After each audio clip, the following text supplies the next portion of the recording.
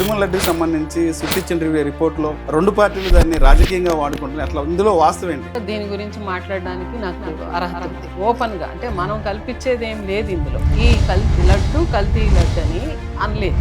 ఈ లడ్డులో లార్డ్ అంటే పంది కొవ్వు అని అర్థం, టాలో అంటే జంతు కొవ్వులని, ఏ జంతువైనా కావచ్చు.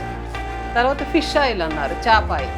ఈ మూడు ముఖ్యమంత్రి గారు, డిప్యూటీ సీఎం గారు, విద్యాశాఖ మంత్రి గారు లోకేష్ గారు అన్నారు. ఇక్కడ నుంచి వివాదం స్టార్ట్ అయింది. యాక్చువల్గా ఎన్డీడీబీ ఎన్డీఆర్ఐ ఇచ్చిన రిపోర్ట్ అయితే ఖచ్చితంగా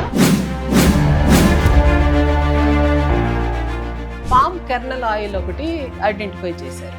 తర్వాత బీటా కెరోటిన్ అంటే ఫ్లేవర్కి అది కూడా ఐడెంటిఫై చేశారు.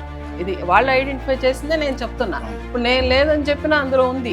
ఇవైతే ఈ అవశేషాలు అయితే వాళ్ళు చెప్పారు. అది లేదు కానీ లడ్డులో ఉన్న గీ వాడింది అయితే స్వామివారి భక్తులు కూడా చాలా మనోభావాలు దెబ్బతినే రకం కూడా ఉన్నాయి. దాన్ని కొంచెం కాన్ఫిడెన్షియల్గా పెట్టి దాని గురించి మొత్తం పరిశోధన చేసి రిపోర్ట్ తీసుకొని దాంట్లో ఎంతమంది ఇన్వాల్వ్ అయి ఉన్నారు వీళ్ళందరినీ మీరు శిక్షించుంటే చాలా బాగుండేది. అంటే ఈ ఛార్జ్ షీట్లో ఉన్న విషయాలు కోర్టు పరిధిలో ఉన్నారు. ఎందుకు రాజకీయ పార్టీలు నానాయాగి చేసి ప్రజలను చాలా గందరగోళం చేస్తున్నారు? కోర్టులో ఉన్నటువంటి కేసు కోర్టు పరిధిలో ఉన్న కేసు, దీనికి ఏముందో ఛార్జ్ షీట్లు అదే చెప్పాలి. నేను తప్పు చెప్పినా కూడా ఇబ్బంది, కంటెంప్ట్ ఆఫ్ ది కోర్ట్ వస్తుంది. లడ్డు అనేది ఎంత సత్యమో మీరు ఫ్లెక్సీలు పెట్టడం అంత తప్పు. దేవుడిని రాజకీయాల కోసం వాడుకోవడం నిజంగా తప్పండి.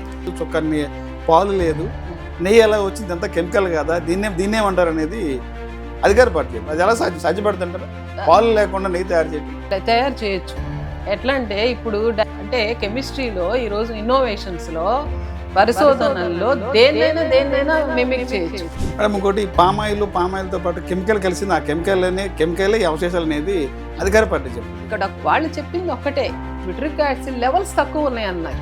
అసలు లేవని చెప్పాల. సింథటిక్ నెయ్యి కలిసి నెయ్యితో తయారు చేసినటువంటి ఇది చేశారు. దీని ద్వారా కోట్లాది రూపాయలు దోచేశారు స్వామివారి.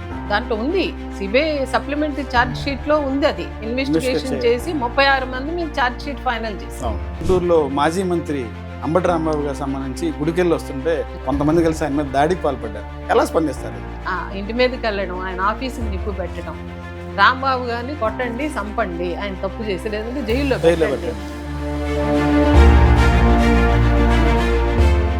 దాడికి సంబంధించి ప్రత్యక్షంగా స్థానిక ఎమ్మెల్యే కూడా చెప్పడం జరిగింది. మహిళలో మేమే చేసామని చెప్పి డైరెక్ట్ గా చెప్తున్నారు. ఆవిడ చెప్పారు. ఎలా స్పందిస్తారు ఒక మహిళగా మీరు? అసలు ఆవిడ ప్రత్యక్షంగా ఉంటూ ఆవిడ మేమే చేసామని చాలా గర్వంగా మీడియాలో చెప్పాం. ఆమె గల్లా మాధవి గారు, నేను మళ్ళీ చెప్తున్నా, ఆమె బలిపరుస్తుంది. పోనీ దీనివల్ల ఏమన్నా లడ్డు సమస్య మరుగున పడిందా? లేదు. ఇప్పుడు మిమ్మల్ని అని అనకుండా ఉంటే బాగుంటుందా అని. జనసేన పార్టీ సంబంధించి అరవస్ లేదా రైల్వే కోడూరు ఎమ్మెల్యే విషయం, బాధితురాల విషయం సంబంధించి ఒక సోషల్ యాక్టివిస్ట్కి ఎలా స్పందిస్తారు? ఇద్దరు దళితులే, అమ్మాయి కూడా దళితులే, ఇద్దరు దళితులే, సేమ్ కమ్యూనిటీకి సంబంధించిన బాధితురాలు చెప్పింది. మనకు అక్కడ లోకల్లో కొంతమంది కూడా చెప్పారు. ఏం నేను పరిస్థితి అంటే, ఆయన ఊరికనే రబ్బర్ స్టాంప్ లేదంటే నీకు ఆయన డబ్బులు పెట్టి గెలిపించాడు కదా, దీని ఊరికే రబ్బర్ స్టాంప్. జనసేన అనేది ఊరికే రబ్బరు. ఆ అమ్మాయి నిజంగానే అతను పెళ్లి చేసుకోవాలనుకున్న పిల్ల. ఎప్పుడైతే ఇతను అవతల వాళ్ళ బెదిరింపులకు భయపడి మానేశాడో ఆడికే ఆడు మానలా. అంటే ప్రశ్నిస్తున్న పవన్ కళ్యాణ్ దీని మీద ఎందుకు స్పందించట్లేదు అనేది కొంత. అవును, ఆయన వణుకు పుట్టిస్తానన్న మనిషి ఇంత వీడియోలు వచ్చిన తర్వాత ఇంకా ఆయన వణుకు పుట్టించేది ఏంది? ఆ అమ్మాయి పుట్టిస్తుంది వాళ్ళకి వణుకు. గత ప్రభుత్వం ఇలాంటి సంప్రదాయమే చేసింది అనుకుంటే మీరెందుకు కొనసాగిస్తున్నారు?